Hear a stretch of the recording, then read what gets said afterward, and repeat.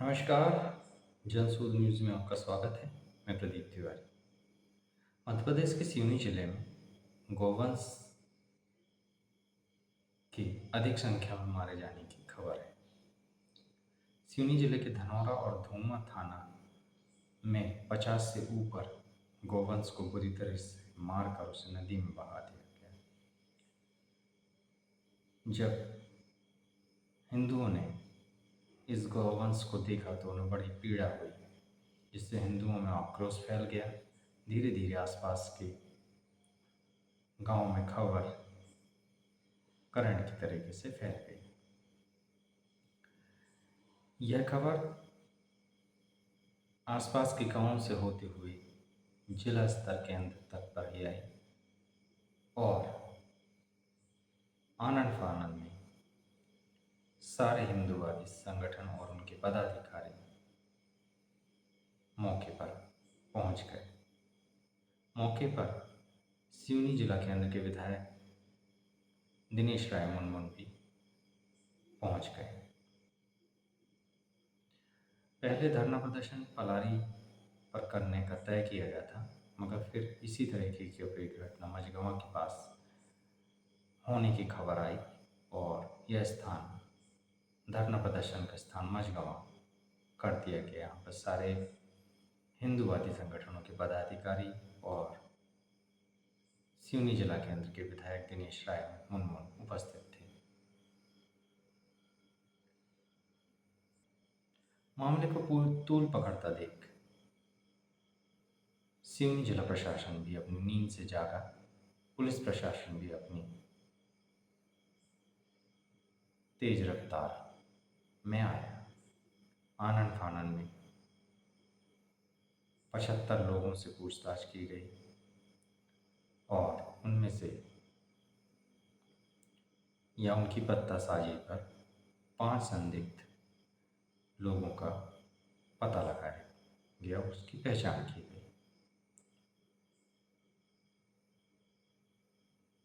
Police प्रशासन का कहना था कि हमारा हिंदूवादी संगठनों से कहना है कि अभी बंद का आह्वान ना करें, पुलिस को पूरी अपनी कार्रवाई कर लेने दें, उसके बाद चाहे तो वे बंद का आह्वान कर सकते हैं। मगर हिंदूवादी संगठनों ने साफ कह दिया कि उन्हें पुलिस पर विश्वास नहीं है और कल का सिवनी बंद का आह्वान यथावत रहेगा, किसी हाल में टल नहीं सकेगा। मामले की नज़ाकत को देखते हुए और उसकी गंभीरता को समझते हुए जिले के कलेक्टर और एसपी महोदय ने संबंधित थाना क्षेत्रों का भ्रमण किया और उन्हें सख्त हिदायत दी कि इस तरह की घटनाएं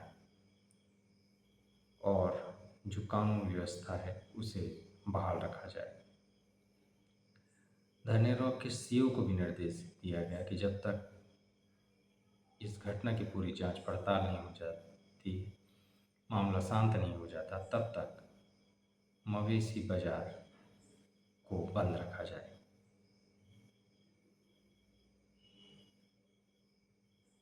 इसके बाद जिले के कलेक्टर एसपी धरना स्थल पर पहुंचे, लोगों से भेंट वार्ता की। यहाँ पे सिवनी जिला केंद्र के विधायक दिनेश राय मुनमुन ने कलेक्टर एसपी से कहा कि जब से जिले में अधिक संख्या में ढाबा खुले हैं, तब से यह पैटर्न या इस तरह की घूसखोरी की घटनाएं बढ़ गई हैं। मैंने मुख्यमंत्री के संज्ञान में भी यह बात लाई है और शुक्रवार को आने वाले अपर सचिव के संज्ञान में भी मैं यह बात लाऊंगा। उधर बीजेपी के एक प्रतिनिधिमंडल ने एसपी से मिलकर इस घटना पर कठोर कार्रवाई की मांग की। दूसरी तरफ कांग्रेस के प्रतिनिधि दल ने भी एसपी से मिलकर इस पर कठोर कार्रवाई की मांग की। हिंदूवादी संगठनों ने आज सिवनी बंद का आह्वान किया था, जिसको भारी संख्या में समर्थन मिला। लोगों ने अपनी दुकानें स्वतः ही बंद रखी, क्योंकि इतनी बड़ी संख्या में सिवनी के इतिहास में कभी गौकशी नहीं की गई थी, गौवंश का वध नहीं किया गया था। इस घटना से पूरा हिंदू समाज स्तब्ध था और वे बिन मांगे ही हिंदूवादी संगठनों को अपना समर्थन दे रहे थे।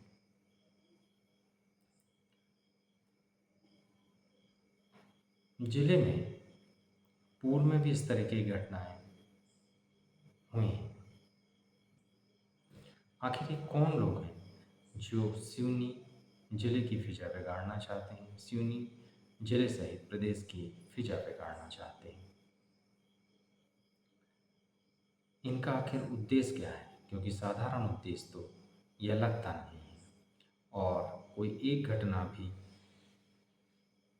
ऐसी हुई हो ऐसा लगता नहीं, क्योंकि यह लगातार घटने वाली सिवनी जिले की घटनाएं हैं जो लगातार घट रही हैं। इससे यह प्रतीत होता है कि कोई एक तबका, कोई एक वर्ग, कोई एक वर्ग समूह यहाँ पे ऐसा सक्रिय है जो कि जिले की फिजा बिगाड़ना चाहता है और उनके मंसूबे जानना बहुत ज़रूरी है, क्योंकि ये शायद जिले और देश के लिए घातक भी हो सकते हैं।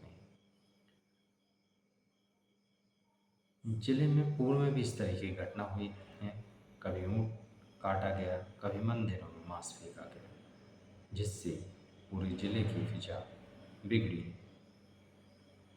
जिससे यह प्रतीत होता है कि कोई वर्ग है ऐसा जो सोची समझी बुरी नीयत से यह कार्य किए जा रहा है।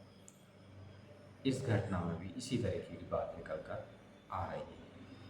पुलिस ने कहा है कि उन्होंने 5 संदिग्धों की पहचान कर ली है, मगर वे केवल मोहरे भी हो सकते हैं, इससे इनकार नहीं किया जा सकता। इस सारी घटनाओं के पीछे कोई बड़ी षड्यंत्रकारी ताकतों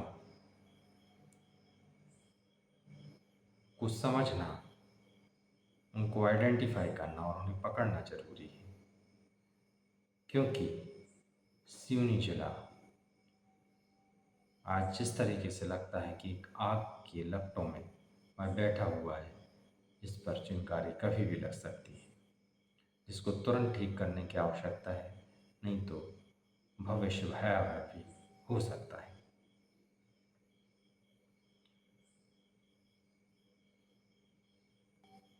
इस सब में हिंदूवादी संगठनों को भी राजनीतिक लोगों से बहुत सतर्क रहने की आवश्यकता है, क्योंकि पूर्व में भी इन राजनीतिक वर्ग और इन राजनीतिक लोगों ने इन घटनाओं में अपनी अपनी रोटी ही सेकी है।